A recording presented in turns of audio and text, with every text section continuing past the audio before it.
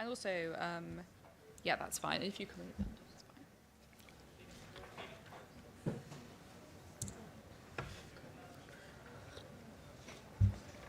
fine.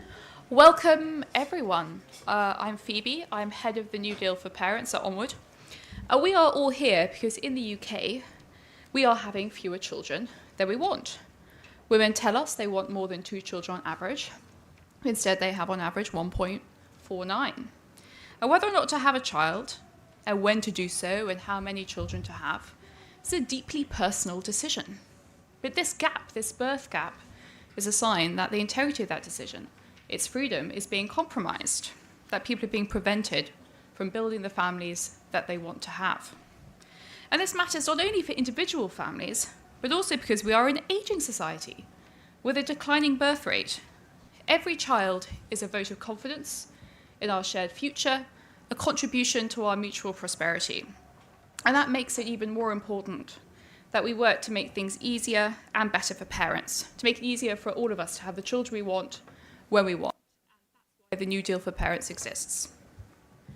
And international, national, regional, and community level evidence does show us that it is possible for democratic governments to help more people have the children they want, to close that birth gap using policy. France was one of Europe's lowest fertility countries in the early 20th century. People were worried France was going to disappear. But today, France is Europe's highest fertility country. Higher French fertility is even visible in comparison with the countries directly along its borders. The French side of the Franco-Spanish border has high fertility. The French side of the Franco-Italian border has high fertility. And France's high fertility is the result of a generous and forward-thinking program that's been in place since the 1920s, including a family-friendly tax program, baby bonuses, strong maternity and later paternity employment protections. And these policies have all meant that it is just much easier for French women, for French families, to have the children they want when they want to have them. And France has benefited from that enormously. People in South Tyrol, in Italy, a province in northeastern Italy, have more children than people in anywhere else in Italy. And that's despite the fact that they're not insulated from factors that are acting to make that more difficult from other Italians, like the Italian housing crisis, like other issues in the Italian economy. Again, South Tyrol reaps the benefits of a forward-thinking, pro-child policy program, begun in the 1980s, consistently administered since then, including a €200 monthly child benefit program, children aged under 3, a highly functional childcare system, and local leadership that clearly supports families. Every family gets a little backpack that says "Welcome Baby" and has information and useful vouchers and gift cards. You can see the children in South Tyrol on their way to school wearing their little Welcome Baby gifted rucksacks when they're a bit older. And the key lessons of examples like France and South Tyrol and many, many others is that practical policies that both support and send positive signals to parents and are administered consistently can raise birth rates, can make it much easier for people to have the children they want when they want. When then Chancellor Gordon Brown introduced the more generous Working Families Tax Credit in 1999, it had a number of labour market effects, as it was intended to do. But it also was identified by the Institute for Fiscal Studies that between 1999 and 2003, the policy caused an extra 45,000 babies to be born. For those years, over 1 in 100 babies born was a Gordon Brown baby. We are probably in the room right now with Gordon Brown babies. That's astonishing. And it's tremendous reason for optimism now. Just imagine what can be achieved with intentional policy in this country if we really do want to make things better for families. So what policies that centre choice, human dignity, should we be exploring to help more people have the children they want in the UK? How can political consensus that such policies are necessary in the first place be built? What are the challenges we must overcome to achieve that? So here to discuss this and more, we have Neil O'Brien, MP for Harborough, Oadesby and Wigston, who has held several ministerial positions in the last government and is also a co-founder of Onward. We have Polly Toynbee, columnist at The Guardian and previously social affairs editor for the BBC and The Independent. Actually, a Guardian article that Polly wrote a few years ago about falling birth rates and what it means for the UK, it's perhaps the first time that I really thought about this issue seriously. And it's certainly something that put me on the path to doing this as my full-time policy interest. So it's particularly exciting for me to have Polly here. We have Avik Bhattacharya, Research Director at the Social Market Foundation, where he also serves as Interim Director and Chief Economist. Avik has also been writing and thinking about the birth rate challenge for many years and what the response of countries like the UK should be. And finally, to introduce myself with a bit more detail, I'm Phoebe Arslanogich-Little. I'm head of and creator of the New Deal for Parents, which is incubated and hosted at Onward. And I'm also director of Boom, an organisation that wants to make it easier to have children for everybody. And I'm also pregnant, which does feel at least a little bit relevant. Okay, let's get going. After each of our panelists have given us their 5 minutes, I'll have some questions for them. And then we'll kick off with a Q&A. We're going to go to Neil, and then Polly, and then Avik. Neil. Thank you. So I think it's brilliant that we've got this very, very distinguished but also cross-party panel, because this potentially is quite a strong cross-party issue. And I should particularly start by thanking Phoebe for coming and running this project at Onward, and for indeed living the brand as well and walking the walk. Let me contrast two politicians. At the start of the year, Emmanuel Macron said that he wanted France to go through a demographic rearmament, and he said that France will be stronger by boosting its birth rate. And he said that he would bring in a new form of more generous parental leave. And then the other day, Keir Starmer was asked about this question. He said, I'm not going to start by dictating whether people should or shouldn't have children. And then someone asked him directly, would it be good if the birth rate went up? And he sort of ducked the question. And I'm not wanting to have a go at Starmer, because his answer is a pretty standard answer any British politician in the last 30, 40 years would have given, probably. But it reveals two things. It both misses the importance of this issue to people. It's a central issue in people's personal lives, the whole issue of having children. And it also sort of misses the point, and the framing is wrong. We don't need to try and make people do something they don't want to do. We do need to help them do something they do want to do. That is the truth about the situation. Phoebe already gave you the statistics about the huge gap between the number of children that people say they want and the number that they do have. And I meet my constituents, my friends, all the time, people who would like to either have children or to have more children, and they can't afford to. And some of them, it's just the biggest thing in their life. Now, the goals of our project here, the New Deal for Parents, are both to improve life for parents and make it easier to have children, and to make it easier for more people to do so. And this is such a personal conversation. One of the blockers and one of the reasons why this agenda hasn't made more progress in politics is because so personal, and we're so worried about treading on people's feelings, and rightly, because it's so sensitive. There's people who don't want to have kids. That's fine. There's people who want to have kids and they can't, and it's a tough situation. And I should declare an interest. I've been in that situation. We had 8 rounds of IVF to have our 2 kids, and we are super lucky because we've got these 2 beautiful kids at the end of it. But there is a natural and reasonable squeamishness about talking about such a personal thing. But that is something we've got to get over, because this is so important to people. It's the biggest thing in many people's lives. The second big blocker to us making progress in this agenda is it's an educational one, really. So people sort of know that there's a demographic problem, but it's never quite the main problem that people have when they go to work in the morning. And a lot of the things that we might want to do to try and help parents, to help people to achieve their goals, some of them cost money. Not all of them do, but some of them would cost money. But my argument has always been that it's a price we can't afford not to pay. So let's do a bit of maths. If we take yesterday's demographics, or the demographics that we're going to have in a few years' time with a much older society, and we look at what that will do to public spending, the effects are unbelievable.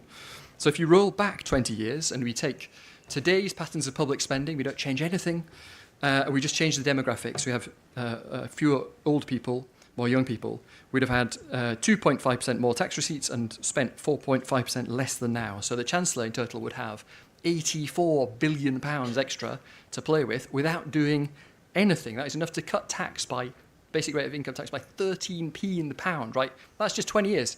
That's not that long ago. That is the power of this thing.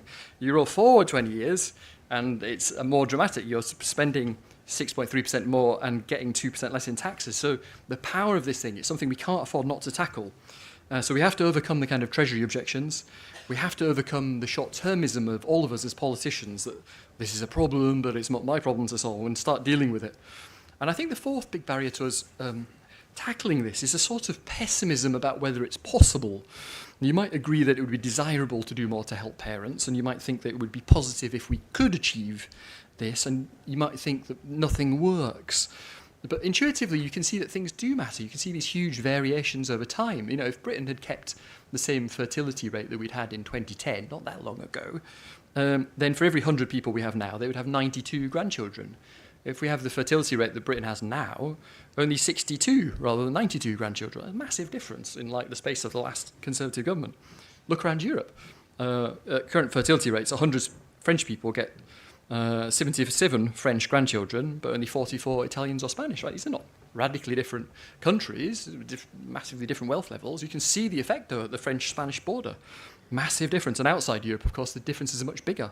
Every 100 Israelis will expect 210 Israeli grandchildren, but I'm afraid South Koreans can only expect 15. 100 to 15 in 2 generations. That is the end of South Korea, right? North Korea is going to win. The South Koreans did everything right. They built an amazing society, the best economy in the world, and they're going to be annihilated because of this. But what does work? And in one sense, the answer to that question is why we have this think tank project. We do need to understand better. But there is already quite a lot of evidence about the things that matter. Clearly, housing policy matters. We can see that not having to live with your parents hugely matters. In other countries, they do something about this. In Germany, you would get, through Baukindergeld, you would get a £10,000 grant towards your first home for every child. So you've got 3 kids, £30,000. That's quite a big policy. In the UK, unfortunately, we have now 1 million more people aged 20 to 34 living with their parents than we did at the turn of the century. So housing policy, obviously massive. One positive thing for the UK is, though, that we know that living in tower blocks is bad for people's ability to have children. Britain has more houses, not flats, houses, than anywhere else in Europe other than Ireland. So we do have some things going for us. But one of the biggest things is the treatment of children and families and parents in the tax benefit system. And in this regard, Britain is a disaster zone. We're much worse than almost every other country. We do recognise children a bit in the benefit system, with child benefit, child tax credit and the like, but not in the tax system since the 1970s. In Germany, for example, in the US, a single person pays twice as much as a share of their earnings as a married couple with kids. Here it's the same. And France's higher fertility that we've talked about is not an accident, but the result of a century of pro-natal and pro-children, pro-family policies. And they have the quotient system for tax, right, where your tax rates and brackets multiply with the number of people in your family. So you can end up paying almost no tax on a high income if you have a decent number of kids in France. And across family types, across income bands, broadly speaking, on average, the responsiveness of the tax benefit system to having kids is twice as big in the EU and in America as it is in the UK. And in Britain, it's not big enough. The tax benefit system does not do enough to offset the effect of having kids for most households. So that's why children are more likely to live in poorer households in the UK. 27% of children in Britain live in the poorest fifth of households. Only 13% live in the top 20% of households by income. So you can see from that the costs of having children are, in a sense, privatised, while the costs of getting old in this country, through the NHS, social care, are kind of socialised. So there's a disjunction there. Obviously, loads of things matter. We can get into them in this session. Access to fertility assistance, parental leave, flexibility at work, childcare, how education works, how stressful it is, how long you're in it, how the economic outlook is for younger people, the sort of buildings you live in. But once you start to think about these things, you do start to think that a lot of the things we do are unwittingly misguided. You think about what we've done or about to do even more with tuition fees, where we now have young people on 27 grand a year paying a 41% marginal rate. If you earn a bit more and you're a graduate, you've got 2 kids, let's say you earn 60,000, you have a 71% marginal rate through the combination of tuition fee repayments and the high income child benefit charge. We are making it quite hard for young people with housing, with tax and so on, to get on and achieve their goals. And I know just from my own personal experience how desperate I was to have kids, how desperate we were to have kids. And we've got to help more people to achieve their goals. It just, even if it wasn't going to be a massive effect on our society, if it wasn't going to transform things for the Chancellor, which it obviously is, it would still be the right thing to do. It'd still be the right thing to do from a welfare point of view, from a social democratic point of view. It would be the right thing to do from a libertarian and a personal point of view to help people achieve what is often the most important thing in their life. But as it happens, we've also got another whole bunch of other reasons. So you, by coming to this fringe meeting today, the very first fringe meeting of this conference, you are the early adopters. You are the people in the right place, because I can promise you that how many of you are here today in 5 years' time, in 10 years' time, this discussion, just like every other country in the world, will be even bigger than it is now. It will be massively bigger, because around the world, every country is looking at how they can do more for parents. This is a global problem. You are like the people going to a fringe meeting on inflation in 1970 or going to a meeting about global warming in 1990. You are those people. Well done for coming. Let's have the discussion.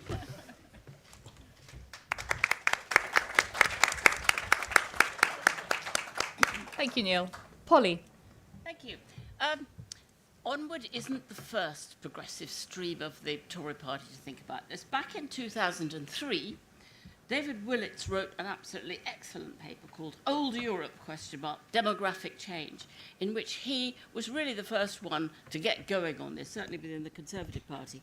And at the same time, he said, the Tory war on single parents is over, and he said there was going to be no more emphasis on Kinderkirche and the idea that women should be staying in the home. He got it absolutely right about how right across Europe, and he produced all the figures across Europe of demographic decline, particularly worrying in this country. And also pointed out that immigration is not an obvious solution, since immigrants very quickly adopt the birth rate of their host country. So they don't stay greater producers of children. In the Tory years after 2010, the birth rate plummeted 12% in 2012, after the first austerity budget, George Osborne's first austerity budget that really slashed into everything for children and for parents. We are in now a position where, a family can't manage on one income. Motherhood is really punished. Childcare is astronomically expensive. And there are great childcare deserts in the country where there isn't any poorer areas, much harder to set up childcare. The OECD says the UK spends families spend a third of their wages on childcare, and that's twice the average for Western countries. And unless you've got parents to help buy a home, you're extremely unlikely to. Very few under 35s can buy a home. Higher rents, lower incomes, more debt. And so the birth rate fell quite steeply. And yes, exactly, I won't go into what Neil's already said about women do actually want more children. It's not about twisting anyone's arm to have more children, or even about bribing them to have more children. It's about removing the obstacles, making it possible for women to have, and men, families to have the children that they want. Dreadful things happen. The two-child benefit cap, which I hope won't last long, signified that what we didn't want was the wrong sort of children. It was certainly a discourager and extremely unfair. All sorts of people who happen to have 3 children fall onto benefits through no faults of their own. Husbands disappear. And they plunge into terrible poverty. That means £2,800 less for the third child. And 1.3 million children have been families have been impoverished by it. But the birth rate had risen under Labour quite steeply. Labour welcomed babies. And I think they're going to do that again. You get Bridget Phillipson talking about the early years with great passion, more than anything else. She certainly puts it ahead of universities in terms of the social good of having more babies, and the babies that we've got being more able to fulfil their futures. So there was Sure Start, which was the best programme that Labour did. The idea was that everywhere would have a Sure Start within pram-pushing distance. It would provide everything wraparound for families right from the moment of birth. So it had health visitors, midwives, and all the way through up until primary school, everything that families could need, and many more nurseries. The benefits rose hugely. Child tax credit, child benefit went up. There were 1 million fewer children in poverty by the time Labour left power. And I hope they succeed in doing that again. Better parental leave, for the first time there was paternity leave. I understand that Kenny Badenoch has said today that he thinks parental leave is excessive. I'm not sure that that's going to be a winning ticket for people to vote Conservative. There were also things that Labour did, like the education maintenance allowance, that helped poor children from poorer backgrounds stay on in the sixth form with £30 a week pocket money that made all the difference to those families being able to keep those young people in school, made a great deal of difference. There was the Child Trust Fund, which was terrific, gave a sum of money to every child on birth from which parents and grandparents and anybody else could add throughout life. It meant that every child, even the poorest, had a little bit of something when they were 18 or 21 or whenever they wanted to take it. Might be to buy that first car that helps them get a job, or it might be towards their university or their FE college. It was an encouraging sign. We welcome every baby. Here's a Child Trust Fund. It was cut immediately in the first budget.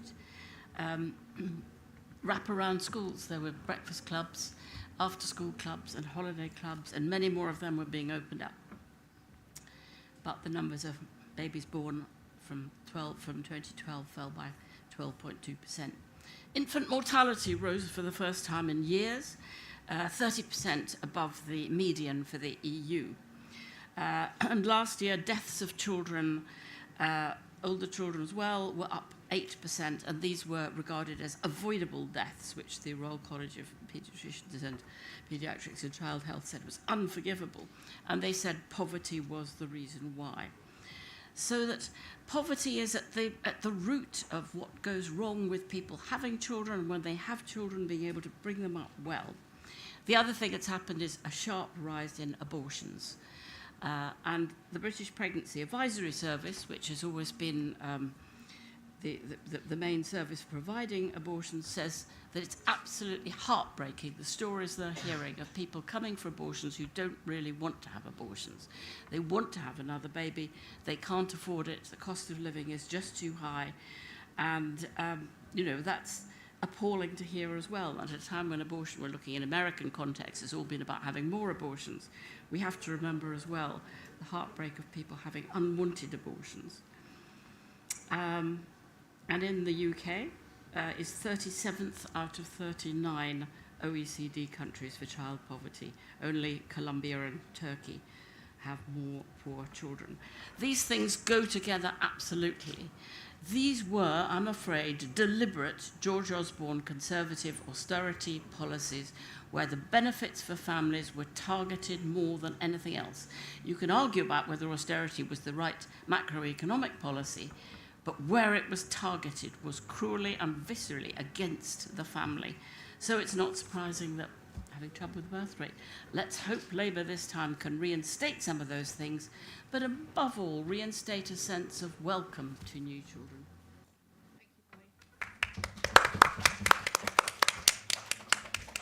Avik. Great, thanks. Got to think what I can say that Neil hasn't already nicked from me. So I think I'll pick up with the pessimism that Neil identified. I think a lot of the discussion around policies to affect the birth rate get very anchored on what's called the replacement rate, 2.1 children per mothers, which is what we need in order to flatten the population pyramid, in order to have to keep the kind of population more or less steady state, absent immigration or changes in life expectancy. And the trouble with that is quite a reach from where we are right now. So we're, about 1.5 in England and Wales, 1.3 in Scotland. It is far away, and in fact, even the countries that we are admiring, looking towards, countries like France, for example, are off that. So so we end up in a kind of discourse where it's, you either achieve that or we fail and do nothing at all. And I think the reality is, in dealing with demographic challenges, it's probably going to be yes and. It's probably going to be, it is still probably going to be some degree of immigration, I think. It is going to be pushing back retirement age, increasing kind of economic activity of older people, and it has to be some degree of movement on the birth rate. And there we can be more encouraged because there are a range of policies which have increased fertility rates, even if they haven't got them back up to that kind of benchmark of 2.1. The easiest is giving people money, whether that is baby bonuses of the sort seen in Australia, seen in France, or things around tax credits, as we saw in the Brown era. It can be childcare. Norway's an example. I think there's a study which showed that Norway increased fertility by around half a child per woman. Parental leave, which is incredibly topical. Good examples in Austria and Estonia, kind of encouragement there. Housing as well. All of these do have an effect on the margin. The problem is that they're expensive if you take them just through the lens of pronatalism. So as a rough benchmark, if you increase a household's income by about 1% in relation to a child, we would expect a 0.25% increase in the number of children that they have. So you've multiplied those numbers out, incredibly crude back-of-envelope calculation. I multiplied out the idea of having a £1,000 baby bonus for every new child that you have. That would cost maybe about £650 million and increase the birth rate by about 1%. To get us back up to 2.1, if we were to anchor on that, is somewhere in the order of 20 billion. So if you are just doing it on these kind of micro policies, it's going to be incredibly expensive. Now, the good news is that all of these policies have other things to recommend them. There's lots of other reasons why we might be concerned about housing. There's lots of other reasons why we might be concerned about childcare. Lots of other reasons why we might be concerned about child poverty. So it's a really overdetermined policy, and you've got to make kind of alliances and connections in that way. And the other thing that potentially is a force multiplier, there's a huge temptation, I think, with policies aimed at encouraging people to have more children, to be a bit coy about it, to try and get it in by the back door. But cultural change, societal discourse, saying that we value parenthood, that we value families, that children are, as well as a private good, a public good as well, all kind of pushes in the right direction and can get you more bang for buck, so to speak. The risk here, so the other thing that you will notice about all these policies, these are long-term, and these cultural forces are kind of vulnerable to backfire effects. So I think if we look at what is happening in the US right now, you can see kind of both risks of the poll if we look at the vice presidential candidates. So J.D. Vance has turned a lot of people off with some quite obnoxious, frankly, quote-unquote pronatalist rhetoric, and doesn't have a record to stand on.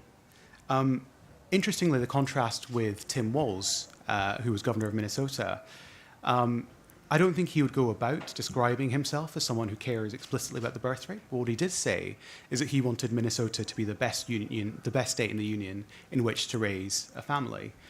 In fact, one of the hundreds of slogans that Keir Starmer kind of cycled through before the election was to make Britain one of the best countries in the world to raise a family. And what Tim Walz did was that he extended free school meals, he expanded child tax credits, he kind of bore down on child poverty.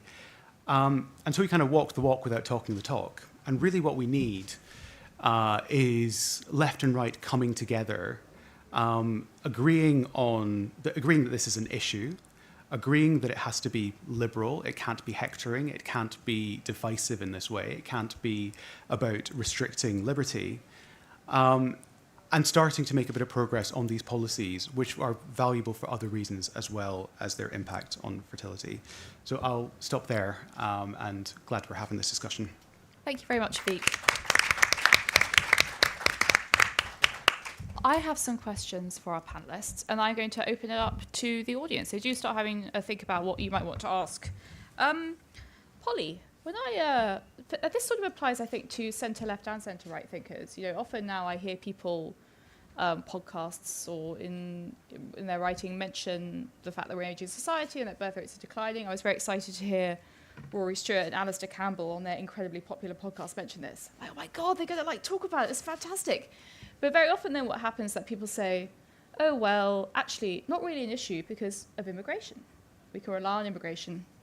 And feels like it's quite difficult often to get people to think that centre-left, centre-right space, just a little bit beyond why that might actually not work for a number of very practical reasons. What do you think might cut through in getting that across to people a bit better? That actually there are feasibility reasons, also perhaps political reasons, that means that we can't just rely on immigration to get us out of the situation with an ageing society? Well, it's a tricky one, isn't it? Because it veers on the edge of, well, we don't want lots of foreign babies, we want lots of nice better off British-born babies, not poor babies, British-born, and that's dangerous territory, which I think Kemi Badenoch has been straying into again, saying it's a matter of we want the people here of the right culture and our values. And that's, dangerous turf to get into. So, I think the answer is that you need both. We need immigration as well. There's no way, we need students coming here, we need skilled people coming here, we need carers coming here. And I think Labour's going to have to grasp that too and find a way of talking in a rational way to people about who we actually need. I actually think that a lot of the immigration argument can be won on the grounds of who we need, but also we need more babies, and putting them together sounds very rational. What we don't need is undocumented migrants, and that's going to be very difficult, whoever's in power, but it's a small part of immigration. Thank you, Polly. Avik, you were making the case for this exact framing that Polly's saying. This is about a mix. This is about policies to make it easier for people to have children, but also understanding that we do need immigration as well to some extent, and that's an important part, and already is an important part, right, of dealing with the age dependency ratio. You were recently in a House magazine piece talking about pro-child policies on the left, and Harriet Harman is quoted essentially saying in that actually these pro-child policies, these conversations, they are actually just racist. So lots of people actually do have that kind of. We spoke about squeamishness. I think that's more than squeamishness, right? What's your experience in getting people who you share much in common with politically to think a bit differently about this issue, particularly when we are getting near that issue around immigration and people are starting to become concerned about what you might also be trying to say at the same time? Yeah, it's really difficult for people not to look past the text, the subtext. I think there just is a tendency which is kind of a bit frustrating in political discourse. So I think laying down ground rules right at the start and saying that this is not about restricting choice, and I think that is probably pragmatic, but it is also sensible. So that's one kind of red line. I think another thing which is saying that this is not. Which might be a bit more kind of divisive or difficult, is to say this is not about reducing immigration. I think the kind of pragmatic, long-termist kind of reflection here is to say that the UK and rich countries are not the only countries where fertility is falling. Mm-hmm. So it'll probably be somewhere. It might be somewhere in the next century. It might be in a few decades' time. But fertility rates are falling are past to in East Asia, in South Asia, they're hitting there. In Africa, they are declining pretty quickly. And so assuming that you can turn on the immigrant tap is not a long-term solution. And so we need to be kind of preparing ourselves as a culture and a society. You talked about how France has been thinking about this in almost as a 100-year head start. I think the other argument to make here is always there's the macro kind of socioeconomic arguments about dependency ratios and how do we fund the state, what's the economic impact. I think it's always important to have the micro in mind as well, what Neil was talking about, that whatever happens to wider economy and society, if there are people who want to have children and having those desires frustrated, that is an incredible loss to our fellow citizens. Mm-hmm. That is something that dramatically affects their well-being, and it's something that we should care about on that sort of individual family basis as well. Thank you, Avik. I've got a slightly different question for you, Neil. We've been warned against coyness by Avik, who says we have to walk the walk while we talk the talk. We've also spoken about this political squeamishness. So you've been a health minister. You've thought about how it is that we get information out to people. What's a good way of doing that? What's an effective way of doing that? If we are to make change, if we're going to improve the tax system for families, make benefit changes that make things better for families, what type of messaging? How can we help politicians think about what type of signalling we need to be saying to parents alongside that says what you're doing is appreciated and valued? Is it welcome baby backpacks? Is it something else? It's a good question. So, step one is you've got to sort of have the discussion and have fringe meetings like this and bring along brilliant MP colleagues and start to have a proper discussion about this. And I hope that we'll get some engagement on this issue within our own leadership contest, for example, and start to, the Conservative Party to get back into government is going to have to change a lot. We never ever get back in and just represent the same offer as last time, right? We need to have massive change, ensure that we've changed and present a different face to the electorate. And this could be part of that story. And I think in some ways, the good thing about this is sometimes in a political challenge, the things you have to do and convince the electorate of are like really horrendous, and it's like quite a difficult sell. Here, the things we need to do are to make life better for parents, right? To make it more pleasurable to be a parent. And a lot of the things you want to do as part of that agenda are like pretty positive things, right? It might be, about the built environment and the access to playgrounds and things like that. It might be about starting to recognise children in the tax system for the first time since the 1970s, and to help people who are struggling, who've got kids and stuff like that. None of it is like an impossible sell. It's got a positive vision.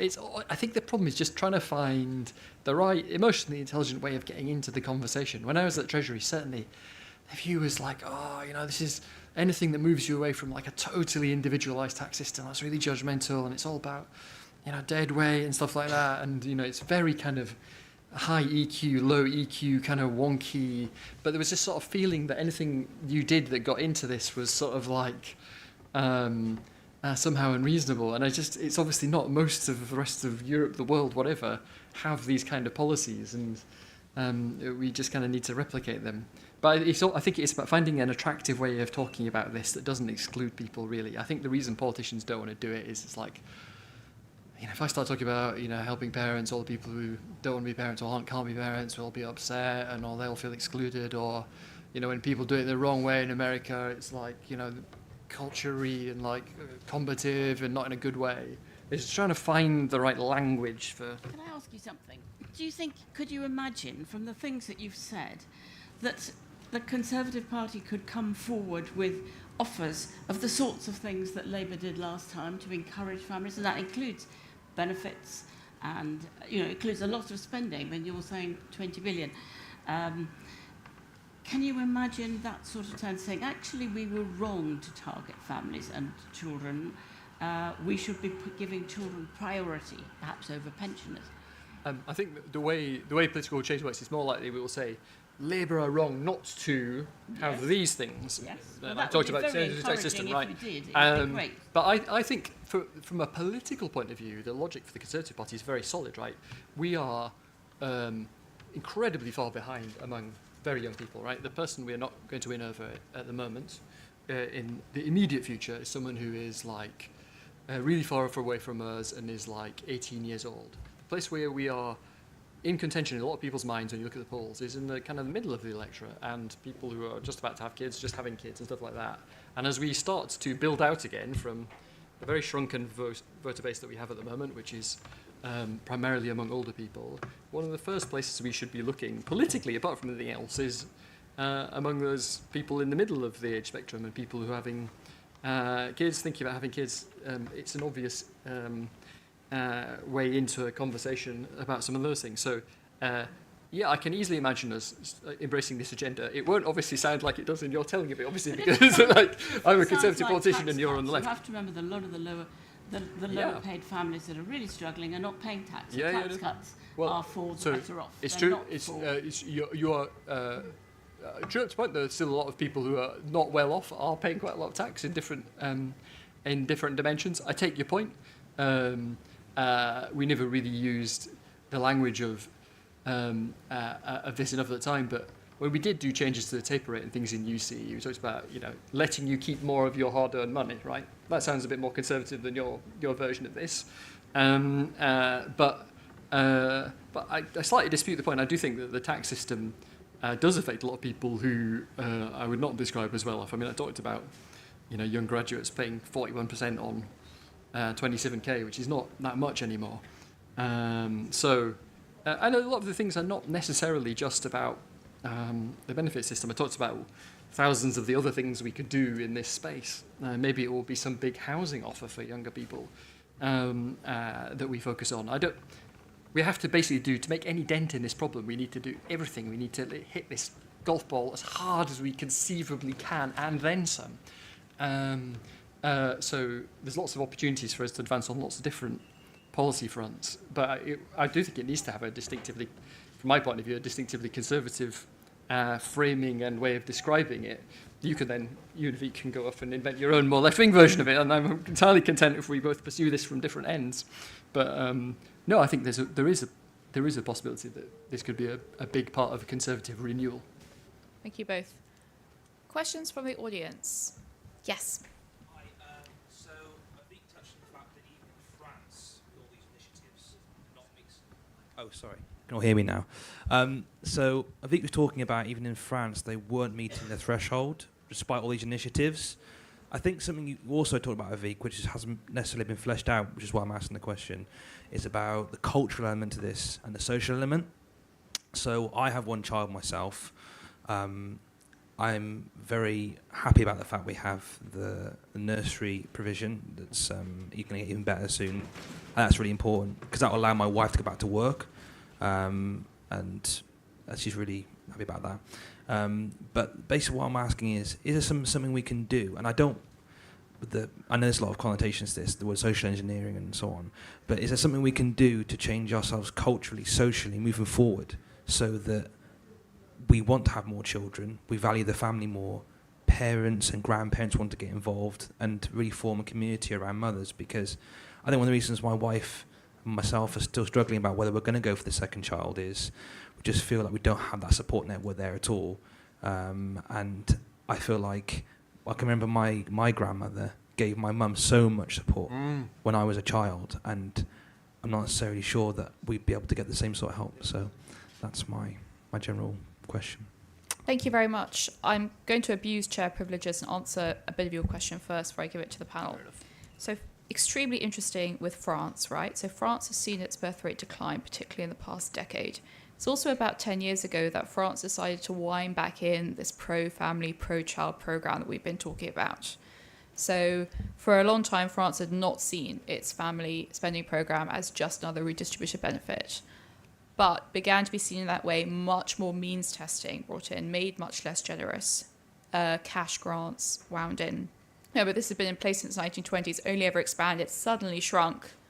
And I think we are seeing an effect there. So I think that's really interesting. Like 10 years ago, France was at 2, now it's at 1.68 children per woman. And I think perhaps we can actually see the policy error there that is like maybe meant that happened. So I think that's potentially also actually kind of optimistic that we could trace it that exactly. In terms of the cultural element, something I've noticed or something I think about a lot looking at international, national, even like very small community and village case studies, places that have successfully made it easier for lots of people to have more children in that area, is that I do think that policy can help create a kind of like self-propelling culture that is much more supportive of parenthood, that makes things much easier for people. And this can take a couple of different forms. You know, if you live in South Tyrol, Italy, you know many more people who have children a bit younger. You know more people with larger families.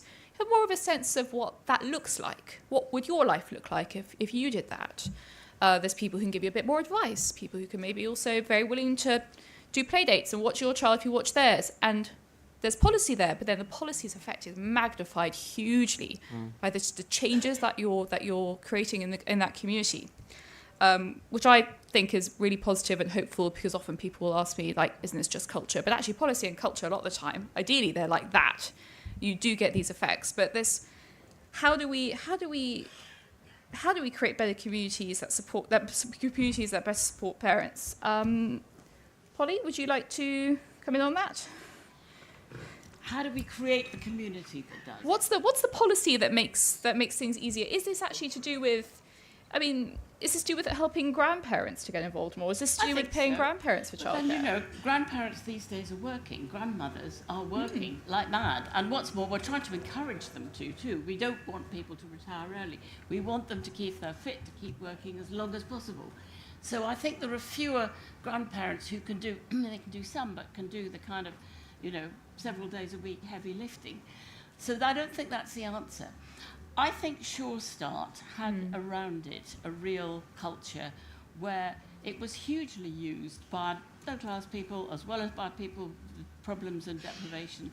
Then, of course, a lot of critics of it turned around and said, oh, look, it's being taken over by those with sharp elbows. Really wasn't true. It was genuinely mixed because it was such a good offer.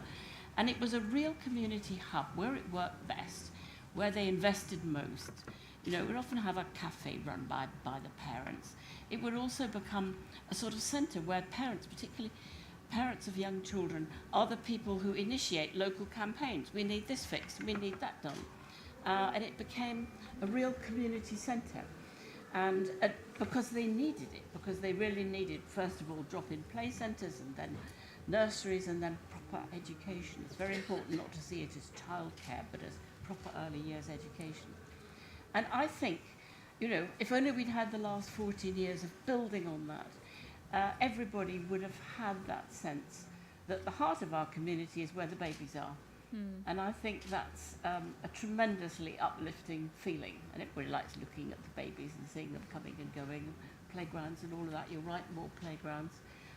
It makes the community feel thriving. Thank you. I hope that you feel answered. Any more questions that we have? Yes, this lady here.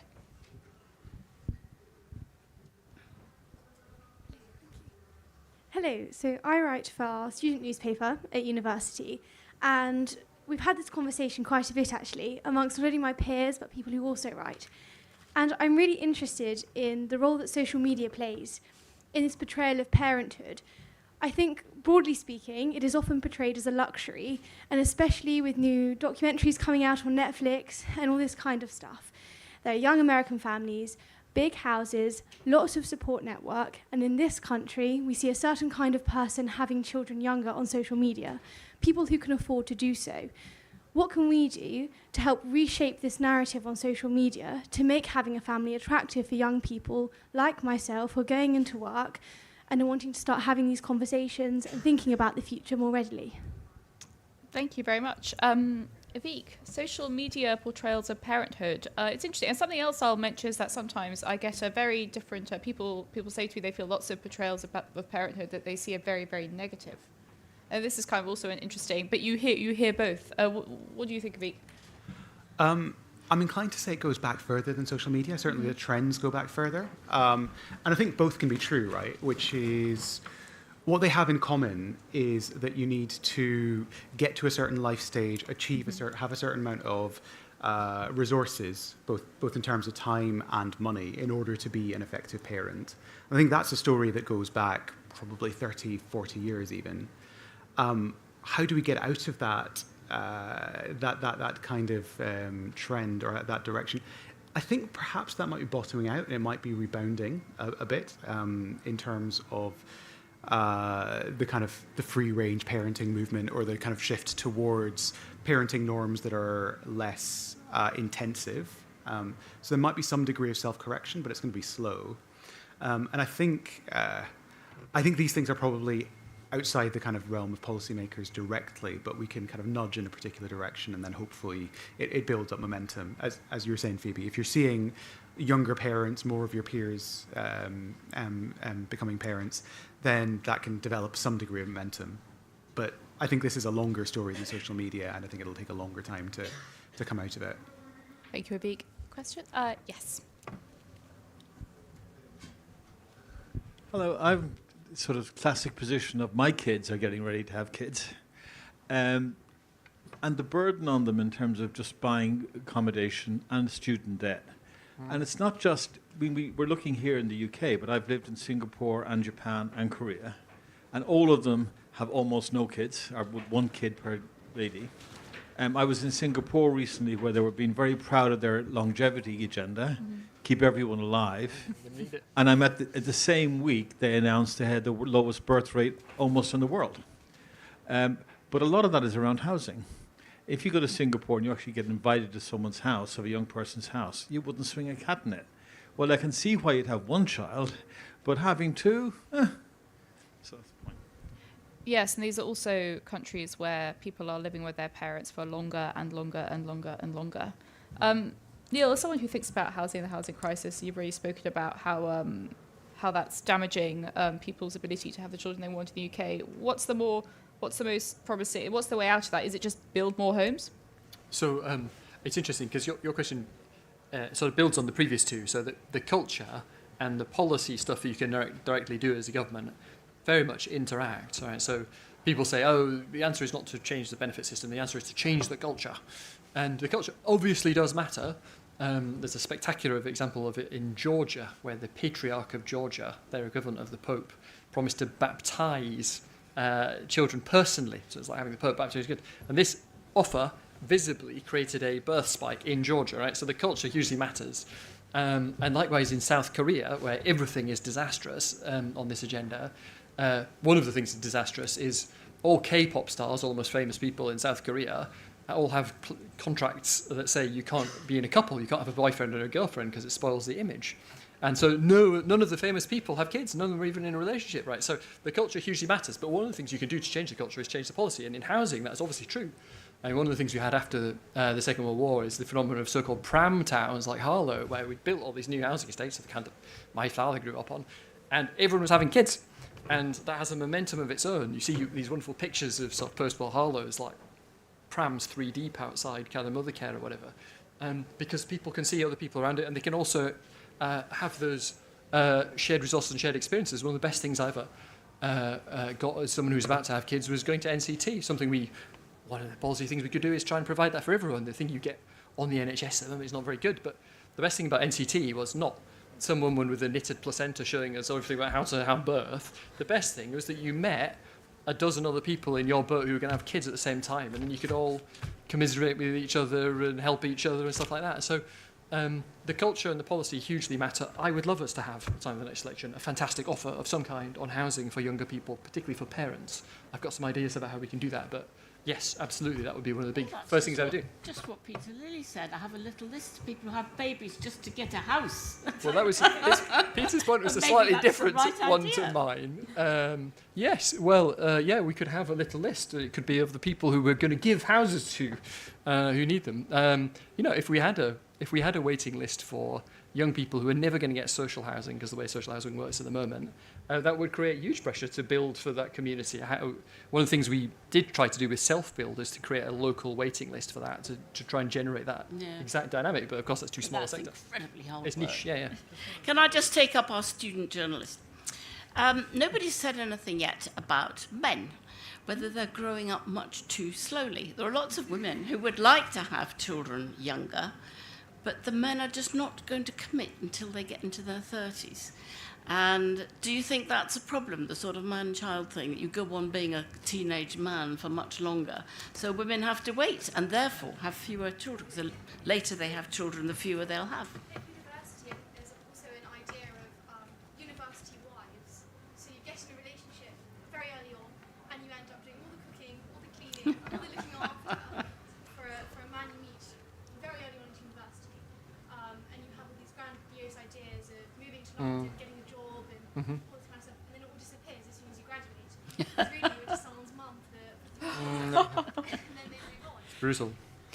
But this is, I've said something that Polly won't like here, which is I think we need to make it easier for young people to get on with their lives earlier, right? I personally think too many people go to university, too many of them are getting 50 grand, it's about to be 60 grand worth of debt, and they actually need to be getting on with their life. And we should have, one of the mistakes we made was to just make everything like bloody university over the last 14 years, rather than doing what we should have done, which is ramp up into a really decent apprenticeship offer that we still don't have, so that people can start getting on with their lives more and earlier. Because I worry we're drifting into, first you have to have a degree, now you have to have a postgrad degree, you have to have ever more debt, and also lots of time taken out of your life, right? My mother often says that after she illegally left school without the permission of the Glasgow School Board, she went straight from being a child, age 16, to working for British Rail, age 16, right? And she could just get on with her life. That's why I exist. I wouldn't exist if that wasn't true, because I'm the last of all the kids. So I do think that there is the culture we have created by saying, oh, thou must have a degree to get on with life to be a serious person. You must have a postgrad degree, is wrong and is part of the problem. Can we Until have some you more create questions? the wonderful apprenticeships Yes, that really are yes. valuable, and there are virtually none. Everybody imagines Yeah, lovely yes. gold-plated Rolls-Royce apprenticeships. Yeah. There are virtually none. More people apply for those than apply for Oxford and Cambridge True. places. Just to let our panelists know, I think we might not do closing remarks. So they've got lots of questions. They'd be better to take just lots of questions right up till the end. I hope everyone's good with that. Yeah, that's good. Ellen.